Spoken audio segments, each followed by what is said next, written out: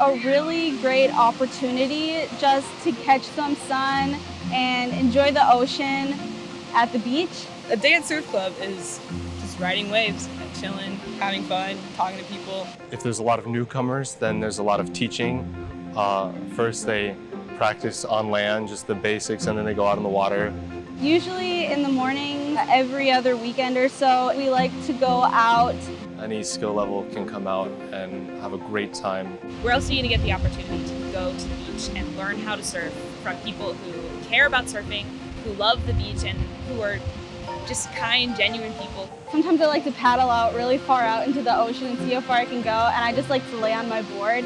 And it's so peaceful and calming, really relaxing. My most favorite experience while I was out surfing was when somebody next to me was like, "There's dolphins!" And I was like, "Oh, heck." So I quickly just paddled really quick, and I was so close to them. They were right in front of me, and they're huge.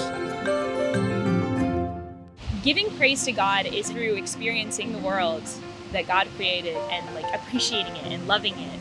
I feel like the ocean is just this big reminder from God that everything's okay. When you go into the water, you're little again, and you're being tossed around, and it's fun. It's so fun. I think people should join Surf Club and come to at least one event because it's an experience you can't get anywhere else. And just hike in fellowship in God's nature with one another and really just have a good time.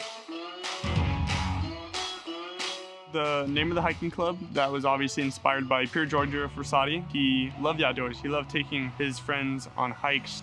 That's something that we try to do, and at the beginning and end of every hike, we